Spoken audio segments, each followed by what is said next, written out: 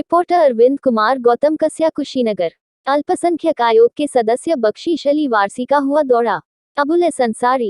कुशीनगर के विभिन्न मदरसों के अंदर उत्तर प्रदेश के अल्पसंख्यक आयोग के सदस्य बख्शीश अली वारसी का हुआ दौरा, जिसमें श्री वारसी ने सबसे पहले कुशीनगर के मदरसा सैयदिया हुसैनुल उलूम नदवा विशुनपुर का निरीक्षण किया।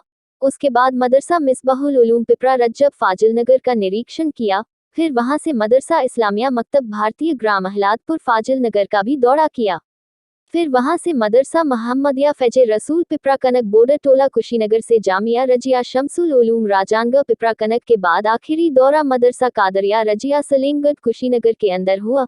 वहीं श्री वारसी ने मीडिया कर्मियों से बात करते हुए बताया कि हमें मदरसों के निरीक्षण करके बहुत खुशी हुई कि मदरसों को जिस तरह से बदनाम किया जा रहा था और तरह तरह से आरोप लग रहे थे, उन तमाम आरोपों को मैं खारिज करता हूं, क्योंकि मदरसे पूरे ईमानदारी के साथ अपने कार्यों का निर्वहन करते हैं। जो लोग इसे बदनाम करते हैं उन्हें चाहिए कि वह अपने गिरेबान में झांक कर देखे। वहीं श्री वारसी ने यह भी कहा कि जो भी अनुदानित मदरसे हैं, सरकार कोशिश कर रही है कि उन तमाम अनुदानित मदरसों को अच्छा से अच्छा शिक्षा का व्यवस्था कराया जाए, ताकि अल्पसंख्यक समुदाय के लोग भी अपने बच्चों को बेहतर शिक्षा उपलब्ध करा सके। तो वही इस मौके पर कुशीनगर के अल्पसंख्यक समाज कल्याण अधिकारी लालमन कुमार के और मोइनुद्दीन अंसारी, नूरुल्लाह अंसारी, अबुलेश अंसारी, मसरूर अंसारी आदि लोग उपस्थित रहे। हम लोग बैठे इस मदरसे के सदर, इस मदरसे के प्रधानाचार्य, मैनेजर और आप गणमान्य लोगों का मैं एक बार अभिवादन करता हूँ। वास्तव में आपने जो फरमाया है कि आपके दिल और दिमाग में जो हो, उस बात को वारसी साहब आज कहें।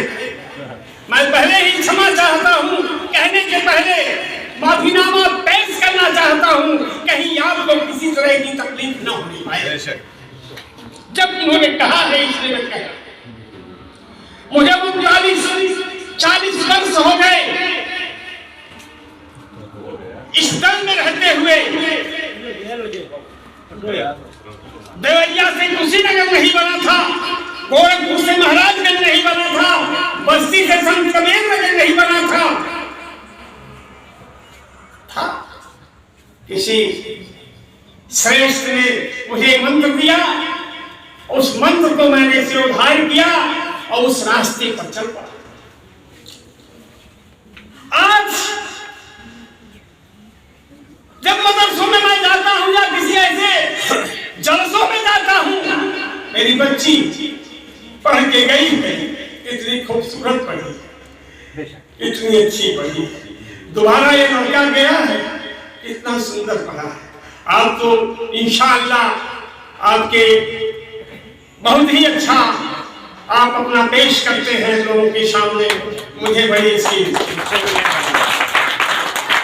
वास्तव में मैं अलग हट के चल रहा हूं। ये हिंदुस्तान मेरा है, ये हिंद मेरा है। कुछ ऐसे लोग हैं चलते रास्ते पर हैं कुछ और, कहते कुछ और है, इसलिए मुझे भी भ्रमित नहीं। तो ये अगर कहता है तो ये मेरी मादरे वतन है, इसके लिए मैं कुर्बान कर दूंगा अपने को। उस्मान अली ने कुर्बान कर दिया, मीर अब्दुल हमीद ने 7 शहीदों का नाश कर दिया। अगर कोई मुझे इस तरह की बात कहता है तो हमारे ख्याल से वो अपने पेट में छोटी छुरी भोंकता है। हिंदुस्तान का मुसलमान अमनो सुकून पसंद मुसलमान है। कुछ है वो आप मेरे जज्बातों से मत खेलो। क्या बात है।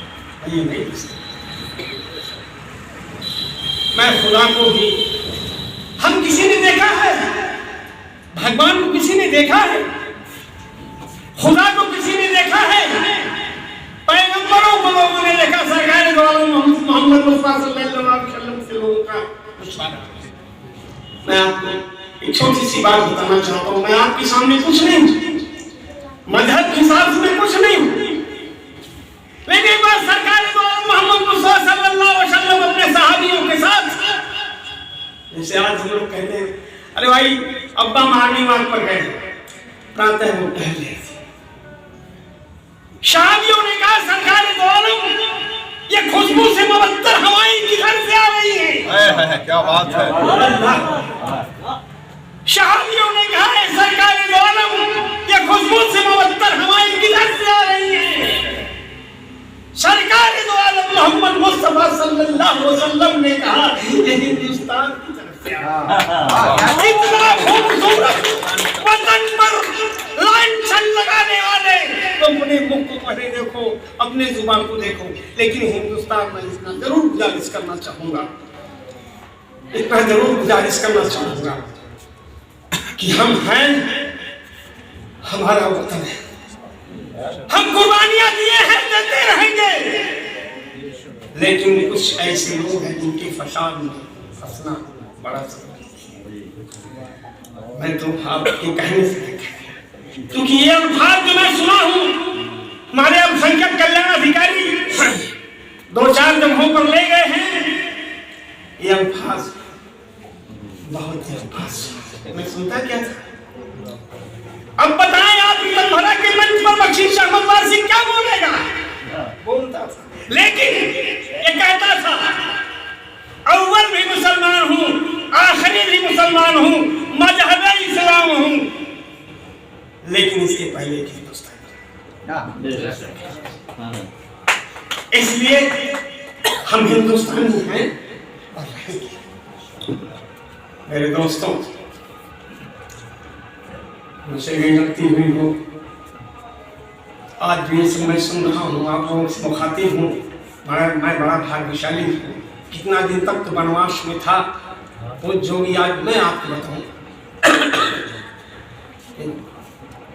गिनू साहब सुने होंगे, एक जगह मैंने कहा है इसको, एक बात जो है जी फरियाद परेशान कर रहे थे, पुलिस उनको परेशान कर रही थी, पुलिस तो बेलगाम हो चुकी है फिलहाल, पुलिस तो वो परेशान कर रही थी और एसएसपी को तुरंत कहा कि फौरन तत्काल कार्यवाही करके मुझे अवगत कराओगे, क्योंकि यह सारे दरवाजे खटखटा चुके हैं, ये यहाँ आते नहीं।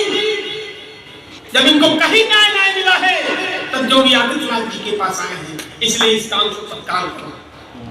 ये महाराज जी का कहना था। मैं तो 35-36 साल तक ब्रह्मलीन महंत भाई से लेकर इनके सब एक बार मैं बड़े शहर में चला गया, कुछ काम था तो टहल के आ गए, जो मानव बाप वो भी खूब करते हैं, तो हमने कहा तो महाराज जी को प्रणाम। कहिए मौलाना क्या हाल है? हम कहे महाराज जी जो बोलते इसी को उलट देंगे तो मेरी हत्या हो जाएगी, आप बख्शेंगे नहीं मुझको। कहने नहीं, हमने कहा मौलाना लायक हम नहीं, उलमा और मौलाना ऐसे लोग होते हैं जो बहुत खुशी होती है। मैं तो जैसे राम जानता हूँ तो मन मौलाना कहा तुरंत अपनी बात करने बात सीधी नहीं तो है। मदरसा कालरिया बेसिया सलेमगढ़, आज हम लोगों का बहुत सौभाग्य है कि हम लोग यहाँ आए हैं। हमारे आज के जो मेहमान हैं वो माननीय सदस्य महोदय बख्शीश अहमद वारसी साहब, जो अल्पसंख्यक आयोग के सदस्य हैं। आपने सारी बात कर दी और मदरसे से जो आप लोग पढ़ा रहे हैं वो कहते हैं ना चावल का एक दाना ही टेस्ट होता है। तो 2 बच्चे आए थे, दोनों ने ये बता दिया कि आप लोग क्या तालीम दे रहे हैं। स्कीम्स जो छात्रवृत्ति की है उसमें सेंट्रल गवर्नमेंट की जो उसकी छात्रवृत्ति है वो प्रॉपर बच्चों को मिल रही है और हम लोग और आप भी जो है उसमें, क्योंकि बजट की कोई सीमा नहीं है केंद्रीय छात्रवृत्ति में, इसलिए वो जो है पूरी तरह बच्चों को मिलती है। राज्य सरकार में थोड़ी दिक्कत होती है कि बजट हम लोगों के बीच है। मेरे लिए तो ये पहला क्षण है कि सरकार आगमन हुआ है और हम सभी मदरसा परिवार की तरफ से, पूरे जनपद के मदरसा परिवार की तरफ से सर आपका मैं जनपद में बहुत बहुत स्वागत और अभिनंदन करता हूँ। सर केंद्र की योजनाएं हो या राज्य की योजनाएं हो, छात्रवृत्ति, शादी अनुदान, प्रधानमंत्री जन विकास कार्यक्रम, मदरसा आधुनिकीकरण, इस तरह की जो भी योजनाएं हैं हम लोग बराबर प्रयासरत है कि हमारे मदरसे के लोग इसमें लाभान्वित हों और इसके बाहर भी जो जनपद की सामान्य जनता है, अल्पसंख्यक समुदाय की, वह भी हमारी योजनाओं को जाने, समझे और उसका लाभ लें। और हम लोगों से, हमारे कार्यालय से उनकी दूरी न रहे, चाहे मदरसा परिवार हो चाहे मदरसे के बाहर के लोग हों, अपनी बात कर सके, अपनी समस्याएं बता सके और उनका समय से समाधान हो सके, ऐसा पूरा प्रयास मैं और मेरे जो कार्यालय के स्टाफ है उनकी तरफ से भरसक किया जा रहा है और आगे भी हम लोग इस कार्य में तत्पर रहेंगे।